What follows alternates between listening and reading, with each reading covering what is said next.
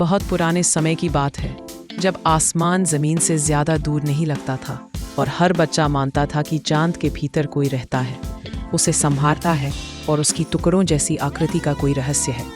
हिमखेत नाम का छोटा सा गांव देवदार के ऊंचे ऊंचे पेड़ों से घिरा हुआ था, जहां हवा में देवदार की खुशबू हर पल घुली रहती थी।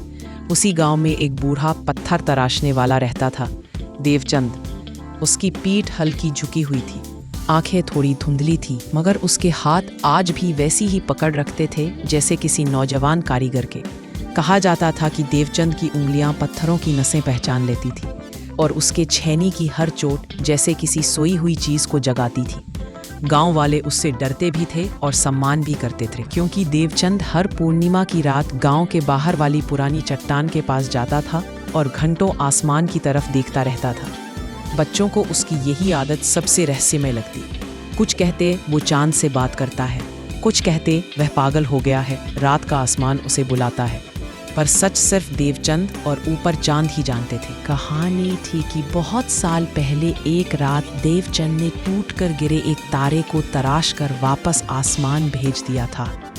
उसी दिन चांद पर रहने वाले रूपसिद्ध, जो चंद्रलोक के प्रहरी थे, बहुत प्रसन्न हुए। उन्होंने देवचंद को एक वरदान दिया था, जब भी चांद घायल होगा तुम इसे ठीक कर सकोगे। तुम्हारे हाथों में चांद की मिट्टी को छूने की शक्ति है। वक्त बीतता गया, गांव बदलता गया, लोग बुजुर्ग की बातों को मजाक समझने लगे, मगर देवचंद ने कभी चांद की तरफ देखना बंद नहीं किया। एक अमावस की रात थी, आसमान घना काला था, जैसे किसी ने कोयले से रंग दिया हो। उस रात देवचंद की नींद खुल गई और उसका दिल ऐसे धड़का जैसे किसी ने उसे पुकारा हो। बाहर देखा तो महसूस हुआ चांद का एक हिस्सा गायब है, जैसे कोई चमकीला टुकड़ा खींचकर निकाल लिया गया हो। उधर गांव में अजीब घटनाएं होने लगी।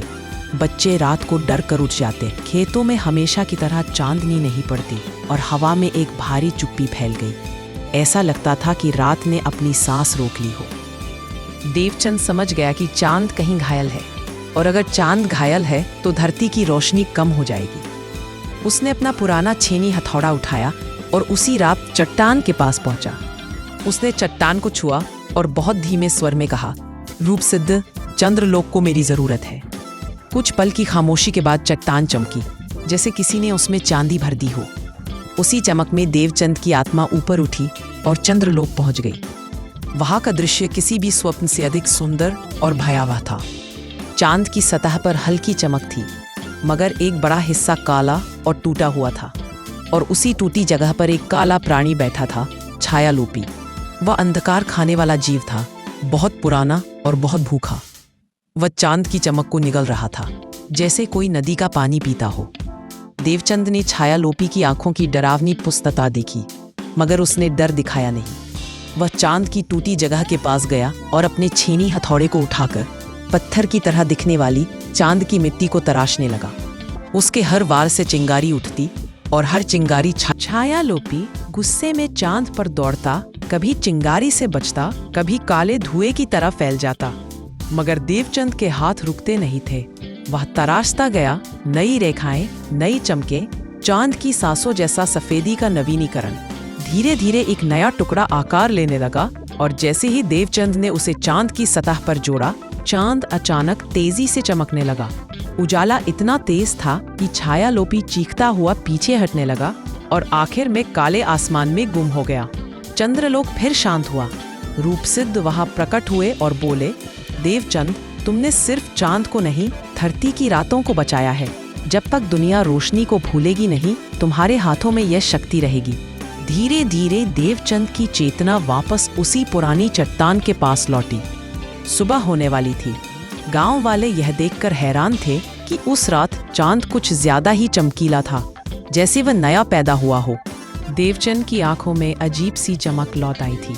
बच्चे उसके हाथों में हल्की चांद की धूल देख रहे थे, जो सूरज की पहली किरण में चांदी की तरह चमक रही थी।